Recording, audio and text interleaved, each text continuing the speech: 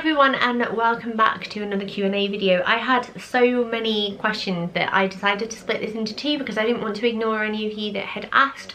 So hopefully you don't mind version 2 of this video. There's lots of different questions in here, and I'll leave version part 1 down below for you as well. But let's get started. Next question is from Vicky Louise 1994, and she says, update on your coil, I'm thinking of having one. I'm on the marina. I've had the copper coil and I hated it. I stuck it out for about 7 months, but every month it would be like a murder scene because I bled that heavily. It was disgusting. I'm sorry, what can I say? The marina, I have and obviously this is TMI, so if you don't like this kind of stuff, just fast forward a bit. I have had a bit of spotting for pretty much since I got it, which was on Valentine's Day, so it's been over a month now.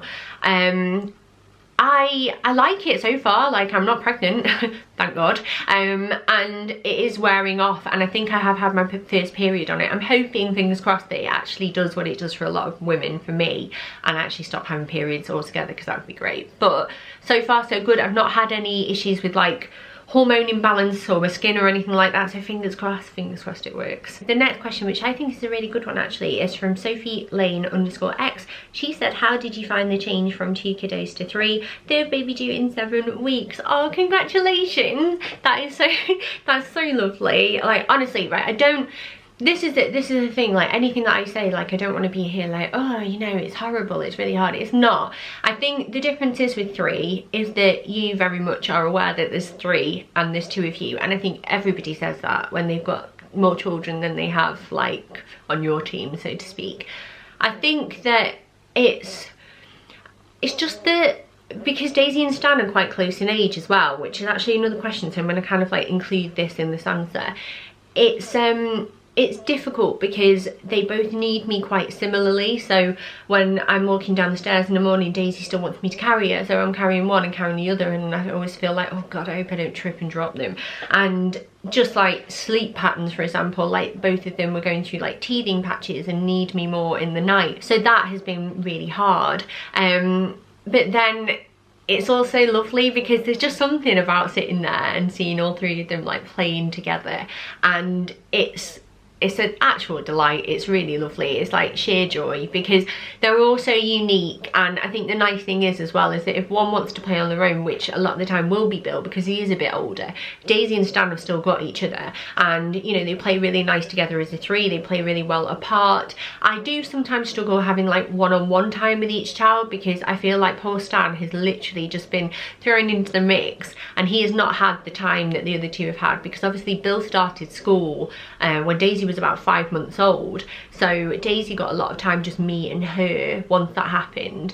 And yeah, I do struggle with that, but honestly it's amazing. Your heart will be so full, and it's always I always wanted 3. That's another question actually. Did you always want 3 children? I did. I always wanted to have 3 children. I just liked the idea of it, and it was always the number that I had in my head. So now I'm here, I'm done, and I'm happy, and oh, it's great, and you will love it, I promise. Next question is from Trudy Hannah, and she says, what's your go-to for telling off the children time out? Disciplining children I think is so difficult, because you always wonder afterwards oh, I feel really bad now, maybe I went too hard on them, or you know, maybe I shouted too much, or was I fair? But I'm a big believer of sometimes you do have to not be cruel to be kind, because that's a horrible phrase, I don't like that at all, but that kind of sense, sometimes you do have to do the bad jobs to help them in the long run. The child that we probably have the most battles with because of her age at the moment is Daisy. So Daisy ends up on the naughty step a few times a week.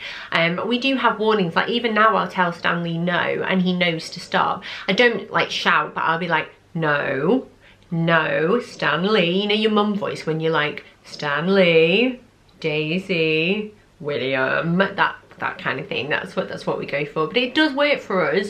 You've got to stick with it, because initially when you start the naughty step, they're funny, just gonna get off again. But if you crack at it, it does work, and Daisy will always come and say sorry, and then we'll just carry on and we'll forget it. We always try and forgive and forget as well. We don't want to hold a grudge with them for the rest of the day, because they're too young to understand at the moment, and we just try and remember that a lot of it is communication as well, and just frustration on their part. So I do try and really think about how I tell my kids off. Next question is from Danielle Lichko, I think it is. Oh, it's a lovely surname. Do you always clean as you go or dedicate some time every week for a proper clean?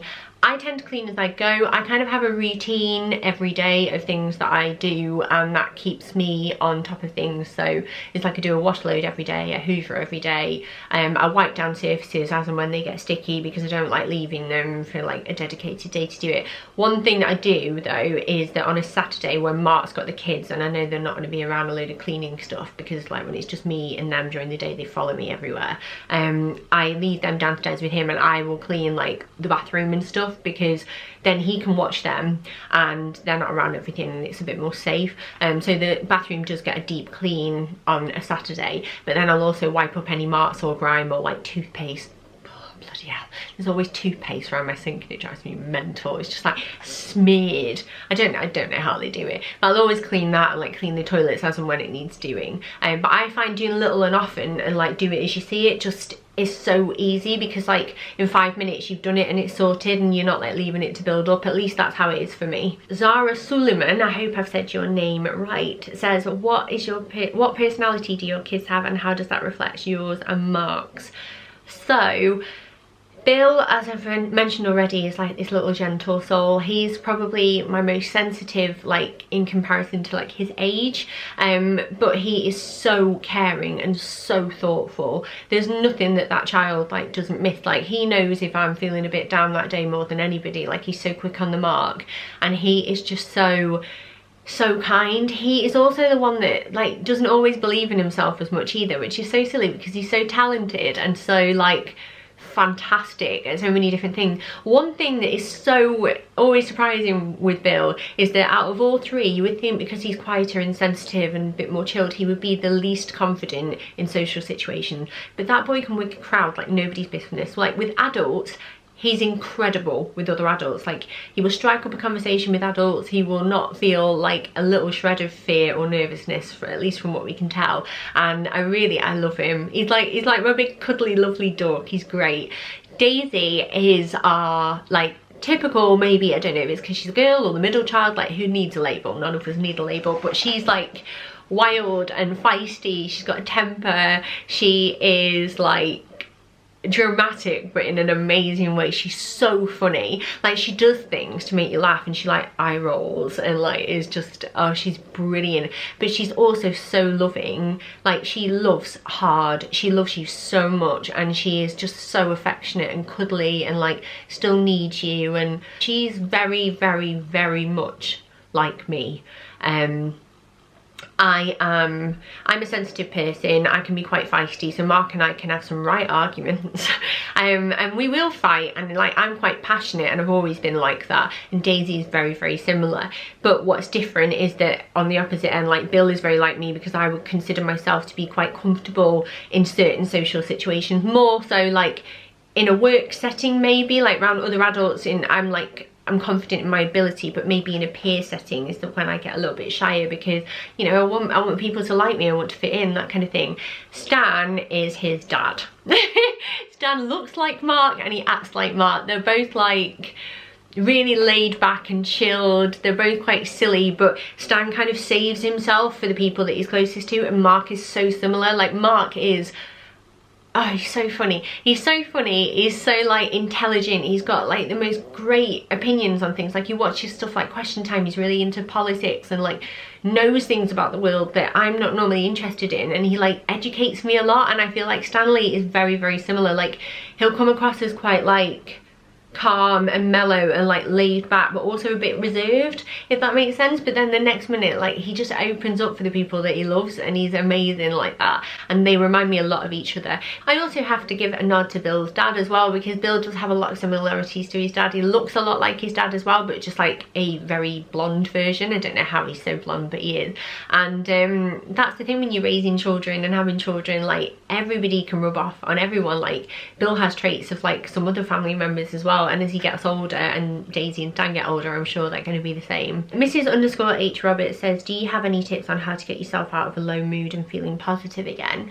This is definitely something that I can relate to and I have to go through. My biggest tip is to get out in the fresh air and get out there and see the world. Like sometimes I think when you are having a bad day and you stay indoors, your bad day is very close to you. You are stuck in a box almost, so that bad day feels like it's a lot bigger in your head because it's like close proximity, you're a bit more claustrophobic, you're stuck there, it's hard to get out of it. But what I find, if I go outside and get some fresh air, I see other people laughing and talking in the street, I hear like bird song, I chat to someone at a cash register, or like, you know, when I'm buying something, I see someone that I know, and all of a sudden it means that my problems have like more air and they float away for a bit, and I'm able to see things a little bit more clearly.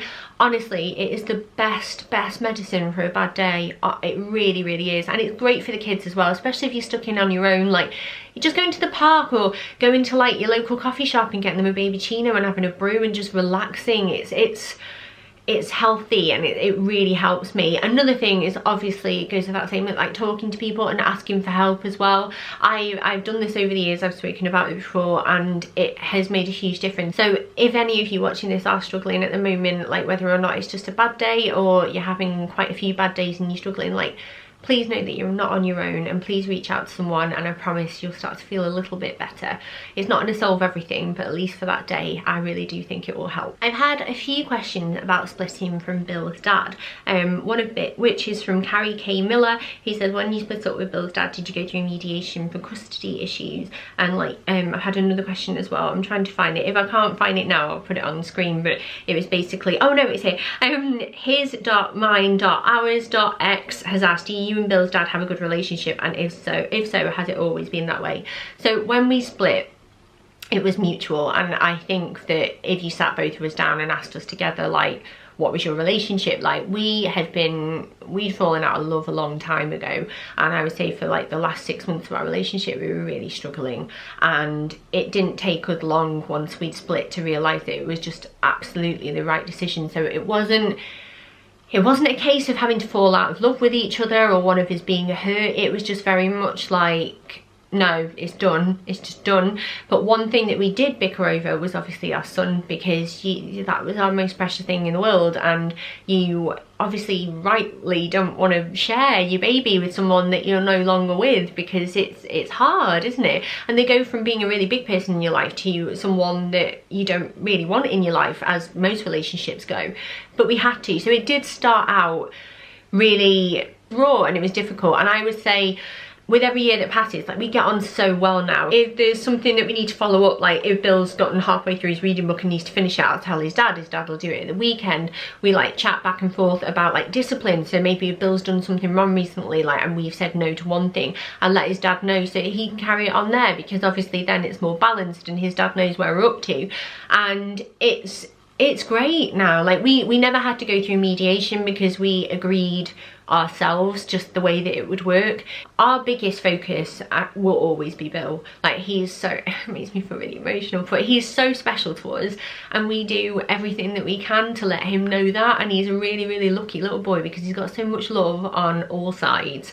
And I still keep in touch with his grandparents, or like his dad's parents. I still talk to them. I'll send them photos from time to time. Like when he became a proper beaver, I sent them a photo of him in his little like beaver's outfit, and just like thought they'd want to see.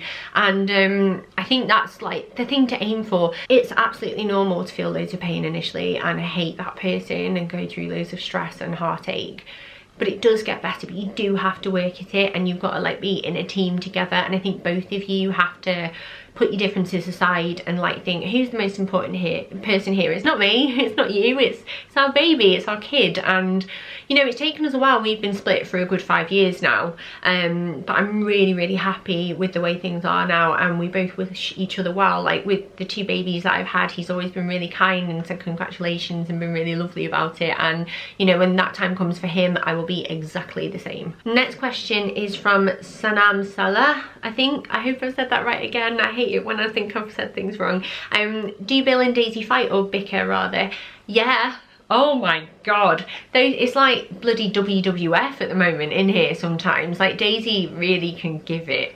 She can give it. Not necessarily take it, but she can give it. Bill is so good. Like, you can just see him like, I really want to push you back, but no one will tell me off. Whereas Daisy, like, they fight over everything. They are like they love each other loads, but then they'll also fight, like they like hate each other loads the next second. I think it's really normal. I remember it from growing up as a kid. I was the eldest, my brother was younger, and we fought all the time, but then we would play together really well as well. It just depends on their mood, but yeah, they do bicker, and I'm pretty sure that once Stanley's got a few words under his belt, he's going to be exactly the same. Joanne_SW_Journey_ said, how do you maintain your weight with 3 kids? You have a gorgeous figure. Thank you very, very much.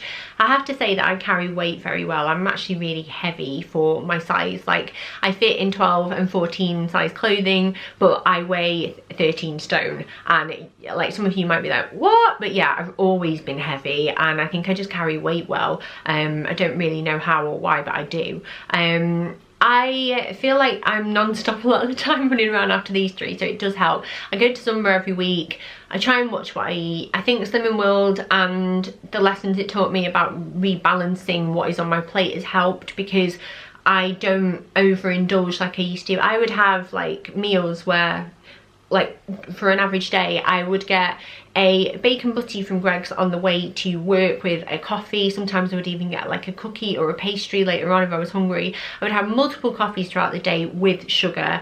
Then for lunch, if my friends at work were like, do you want to go out to like a nearby like bar or pub or whatever, I would go, and I would hesitate, like, well, I wouldn't hesitate for like ordering a burger with chips and having that for my lunch with onion rings, and then like having a full fat Coke. And then in the evening, say if it was like a Friday for example, I wouldn't hesitate to order a takeaway and eat a big bag of crisps and have a bottle of wine with my mum. And I ate really badly. I would eat sweets and chocolate afterwards, or ice cream, and now I realise, I'm like, oh my god, I mean, it's no wonder that I put on a lot of weight. I just don't eat like that anymore, and I think it's really, really stuck with me.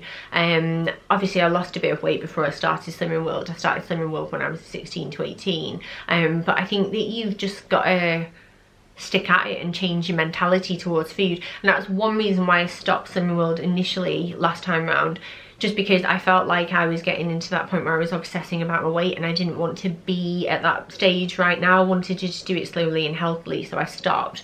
Whether or not I continue again, because I still would like to lose a bit of weight, is just depends on how I feel. Coxie Kate asks, have any of your children gone right off their feet just chucking it on the floor? Oh god, yeah, all the time. There'll always be one that like doesn't like what I've cooked that day as much as the rest of them. They'll always eat it, because we're quite like stern that they need to at least eat some of their food on the plate, so they're not going to be hungry. But yeah, they go through phases. Like Bill used to eat amazingly and would eat anything, but then when he started school he got like opinions on things like onions and mushrooms, so he's getting much better. But all kids go through stages. I do make like lots of varied meals, because I want them to try lots of flavours while they're still young, because I feel like the more they're exposed to while they're young, maybe the better their diets will be as they get older, and the more like experienced they'll be with food. That's like my theory and my hopes anyway. But yeah, they go through it all the time.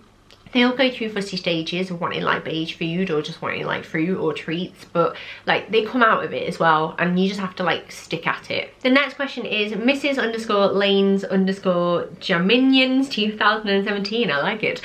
Do you miss going to work with Mark? Yeah, I do sometimes. I think that because that's how we started like our relationship. We were friends initially at work, so I saw him quite regularly anyway. And then when we did start a relationship, it was like you're a bit spoilt for choice really, because you could just see the person that you fancied across the room, and it was great. But I think it's also really healthy that we spend time apart. I think we've got more to like tell each other now, especially with everything that goes on like at home and what he's up to. I miss having more one-on-one time. Honestly, one of my favourite parts of the day back when I did work with him, like when I was pregnant with Daisy, was when we would walk and get the train, and we'd sit on the train together and we'd catch up about our day, because obviously when we're at work we're working, but we'd hold hands and we'd walk and we'd sit on the train and have time just us two, and we don't get as much time just us two anymore where we're not exhausted. So it was lovely, and I do miss it, but at the same time I think it's better this way. The next question is from Aish, I think, or Ash, or I'm not sure how I said it, _3087. It says, have you had all children tested for Stickler? And she put hashtag fellow Stickler mum, and added on from previous question, we only found out when my son was 6. So, and oh bless her, she says he has no symptoms whatsoever, but I only found out with a blood test. Sorry if it's too personal. Not too personal at all. I've also had another question on here actually, that would I do a video on Stickler syndrome? So if any of you watching this would like a video on Stickler syndrome, let me know. I don't talk about it very much because I don't know, sometimes I feel a bit uncomfortable, I feel a bit awkward, and I don't want to be like that girl that has Stickler syndrome on YouTube. Even though I'm not like ashamed of it, I don't want to I don't like labels very much. But so in terms of the kids, none of my children have actually been tested with a blood test because of the genetic counselling that I had initially when I was pregnant. So when I was pregnant with Bill, I had genetic counselling, and they said that it's autosomal dominant, which means that I have a 50% chance of giving it to any child that I carry. And basically the way it was explained to me, that the worst case scenario of any of my children would be exactly like me, so I can only pass on my version of Stickler syndrome. So what my version includes are certain features such as a cleft palate, which is part of Pierre Robin sequence, and like potential hearing issues, that kind of thing. Like my version of Stickler syndrome is non-ocular. That's what we've been told. However, both Daisy and I needed glasses when we were small, and my concern with Daisy needing glasses, and why I get like so nervous about it, is that when you have Stickler syndrome that affects your eyes, you're at risk of retinal detachment, which could cause blindness. So it's not just about glasses, it's a little bit more than that. So we've not been tested because it's quite obvious when a child does have Stickler syndrome in terms of what I can pass on. So Bill doesn't have it, he doesn't exhibit any of the signs at all, and Stanley is the same. Like there are things like, for example, like my kids can still look like me. Like all of my kids have big eyes, and they're my eyes, and they get that from me. And Bill has like my teeth, for example, and like similar features in other ways. But yeah, anyway, I'm rabbiting on. Stanley doesn't display any signs, neither does Bill. Stanley was like looked over quite thoroughly by consultant paediatricians when we were in hospital, and the way that they diagnosed with me is that because we know it is already in my genetics anyway, for doctors and specialists, it's obvious to them when one of my babies has it. Stan, for example, like a common thing for Stickler syndrome, at least my strain of it, is that we have an extended sternum, so the bone here in between your boobs comes out, and Daisy's and I both point out quite slightly, so your chest will be quite flat, whereas ours, like you can see the sternum quite visibly. I feel like it's given me not like a weird cleavage, but it's not the cleavage that I perhaps would have chosen out of the lineup if I could have picked. Daisy's exactly the same, whereas Stanley, on the opposite end of the spectrum, actually has pectum excavatum, where it goes in slightly. His isn't very severe, but he was diagnosed with that when he was younger, and so it's like complete flip side, like he's completely different. But that is how we were told like it was going to be tested. If obviously as the children get older and they exhibit any signs, or like I have certain concerns about like their development or anything that they're doing that's maybe not quite right or normal, then obviously I would ask the teams that I have access to get them checked thoroughly. But as it stands, it's only me and Daisy in my entire family that have Stickler syndrome. So that is the end of my little Q&A session. I hope you don't mind me splitting it into 2 videos, but I really just felt like it would be rude of me if I didn't answer as many questions as possible. So I really tried my best, and if there is anything that you feel like I've missed, then please leave it down in the comments below, and I will do my best to answer you there as well. Thank you so much for giving your time, by the way, and asking me these questions. I really do appreciate it, and it was nice to like chat about a few things. But have a lovely day whatever you're up to, and hopefully I will see you next time. Bye.